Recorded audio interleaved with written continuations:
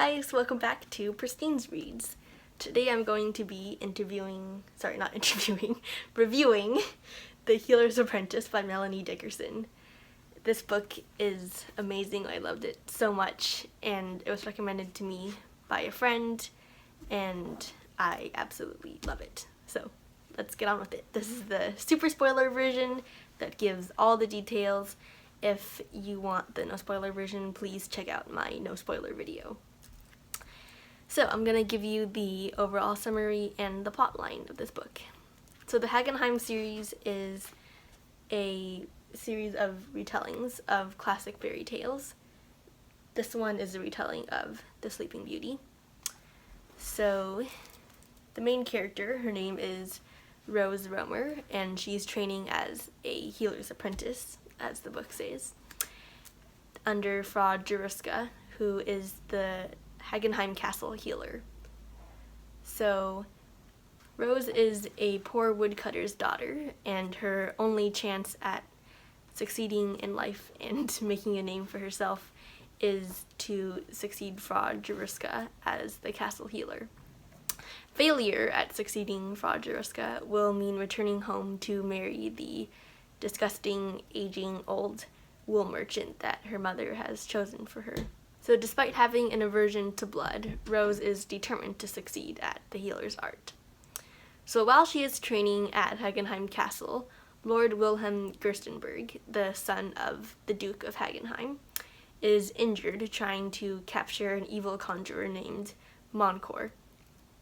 So the backstory being that Lord Wilhelm is betrothed to a Lady Salomia in hiding, as her father, the Duke, placed her in hiding at a young age because the conjurer Moncor is after her and has threatened to kill her and do terrible things to her, as he has had this long feud with the Duke, which is Lady Salomia's father.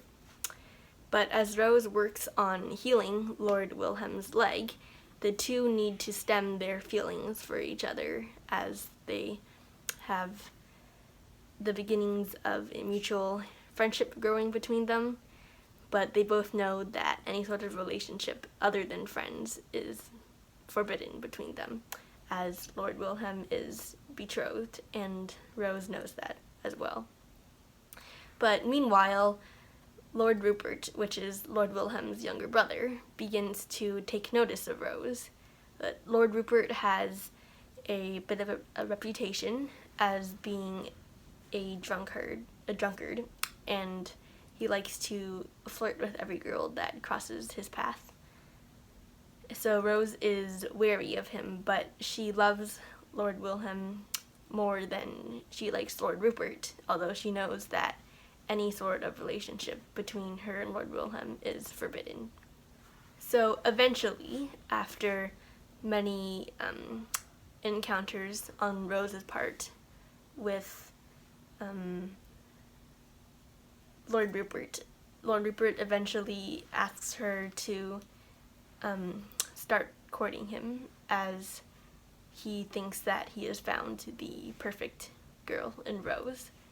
And Rose hesitantly agrees because she knows she can't feel anything for Lord Wilhelm, and marrying Lord Rupert might be her only chance to get out of her arrangement with her mother and that old wool merchant, Peter Brunkhorst. But Brunkhorst is not going to give up easily, and he accosts Rose several times, and Rose is very frightened of him, but either her dog, Wolfie, saves her every time, or Lord Wilhelm, or another one of her friends. So Peter Brunkhorst never succeeds in capturing her, but Rose escapes unscathed. Eventually, Rose thinks that Lord Rupert will ask her to marry her, but Lord Rupert has this other dream of becoming the bishop of the Hagenheim Cathedral. And as the old bishop dies, he is granted the part of the bishop, but as the whole Holy Roman Empire Church, they forbid the bishops or priests to get married, he asks Rose to be his wife in spirit, aka his mistress. Rose is horrified that Lord Rupert would suggest any such thing and instantly dumps him. Although in a more old-fashioned way, kind of, as this is set in medieval Germany, and you don't really do dumping. So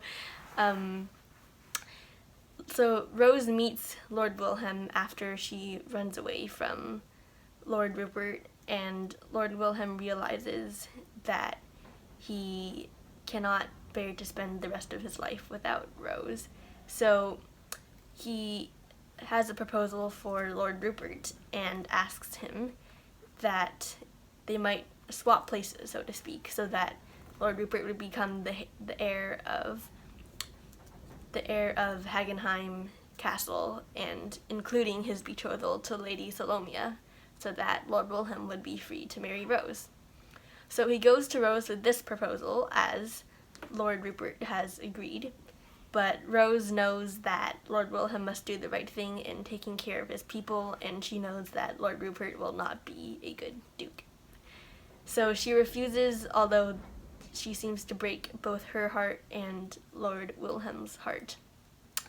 But eventually, the evil Montcourt catches up with Rose, but Rose has no idea why he is after her, as she doesn't think she's anybody of importance.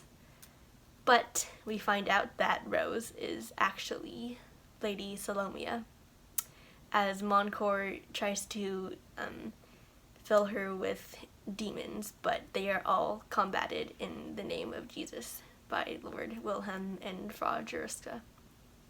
So Rose immediately falls into a coma after the demons are released from her, and Lord Wilhelm awakens her with True Love's First Kiss, because after all, this is a Sleeping Beauty retelling. So they find out that Rose is Lady Salomia, and Lord Wilhelm gets to marry her after all, and it's the sweetest happily ever after I have read so far.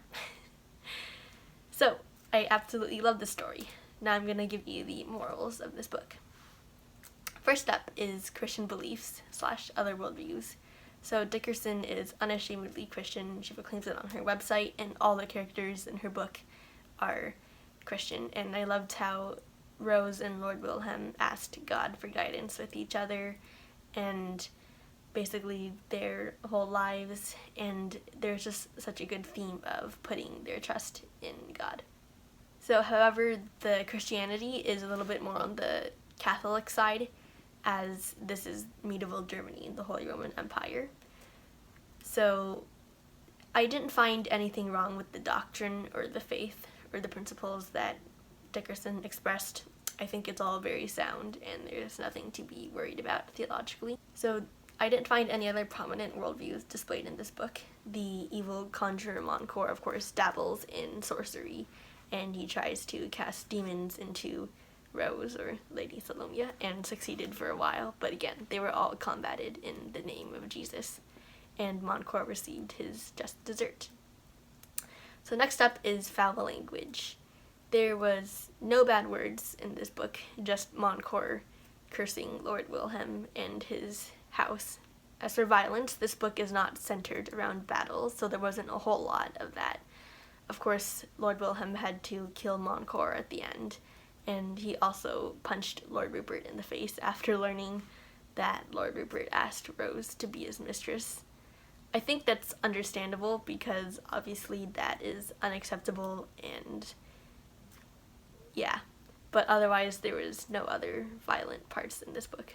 Next up is romance. Of course, this book is a romance novel, so there's definitely a higher level of that, but again, it's all very clean, and I did not find anything inappropriate here, just, of course, Lord Wilhelm awakening Rose with True Love's First Kiss. As for alcohol, Lord Rupert gets drunk at one point, but there is not much detail on that. As for my rating recommended age level, I am so thrilled to give this 4.5 stars. This book was amazing, and I can't wait to read the rest of Melanie Dickerson's books and her other series. I already have these 3 here, the Thornbeck 4 series, and I absolutely love those too. I'll be coming out with reviews on all her other books, and I would really strongly encourage you to check the rest of them out. So my recommended age level would be 13 to 14 plus, as this is a bit of a more mature read, what with the higher romance level and everything.